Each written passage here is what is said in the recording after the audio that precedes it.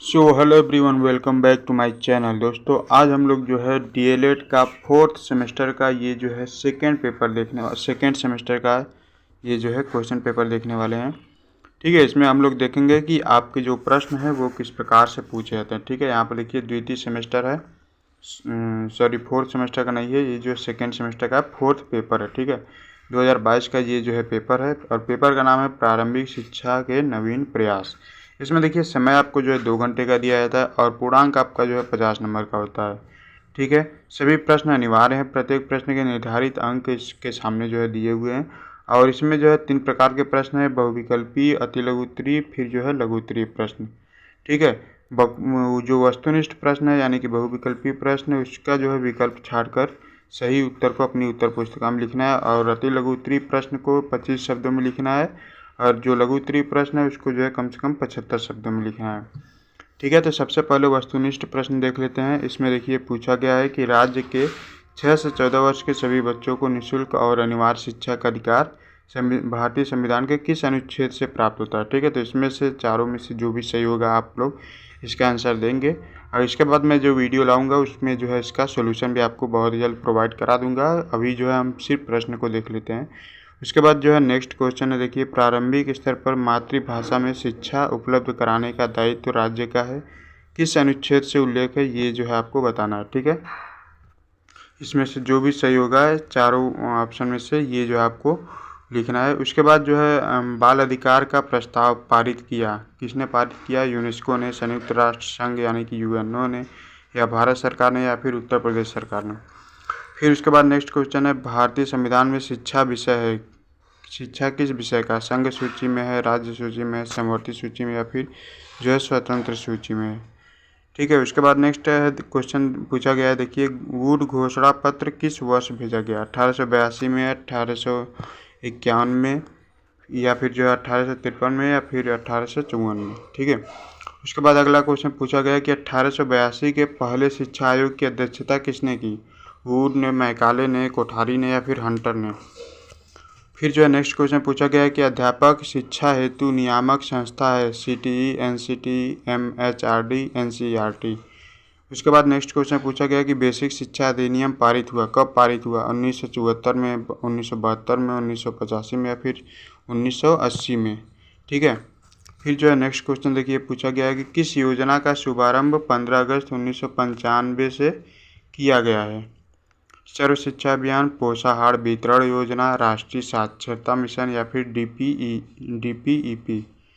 उसके बाद next question देखिए पूछा गया है कि मध्याह्न भोजन योजना का उद्देश्य है बच्चों के नामांकन में वृद्धि करना, बच्चों की विद्यालय में पूरे समय तक रोके रहना, स्कूल आने के लिए प्रेरित करना, या फिर उपर्युक्त सभी। फिर जो है अगला क्वेश्चन है, देखिए क्वेश्चन नंबर 11 सभी को शिक्षा उपलब्ध कराने से संबंधित है। Operation black board, Navodaya Vidyalaya, जिला शिक्षा एवं प्रशिक्षण संस्थान, या फिर उपर्युक्त सभी।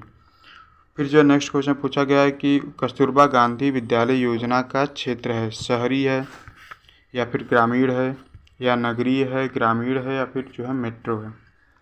फिर जो बीईपी क्या है? बेसिक शिक्षा परियोजना, जिला प्रारंभिक शिक्षा परियोजना कार्यक्रम, विद्यालय शिक्षा की तैयारी कार्यक्रम, इनमें से कोई नहीं।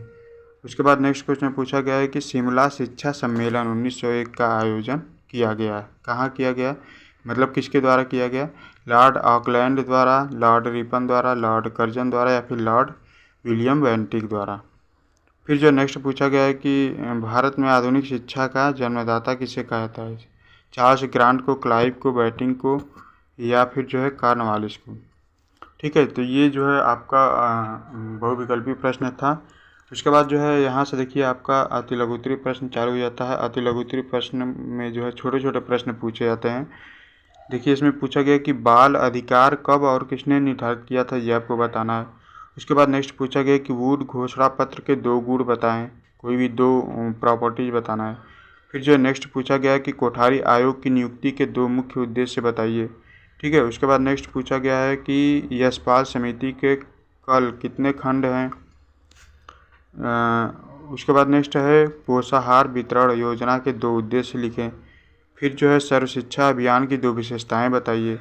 उसके बाद हंटर ने मुस्लिम शिक्षा के लिए क्या सुझाव दिए, ये आपको बताना है। DPEP परियोजना के 2 कार्य लिखना है। फिर जो है भारत में ईस्ट इंडिया कंपनी का प्रवेश कब हुआ था, ये आपको बताना है। उसके बाद जो है मिशनरी स्कूलों की 2 विशेषताएं बतानी है आपको। फिर जो है कलकत्ता मदरसा की स्थापना किसने की, ये आपको बताना है।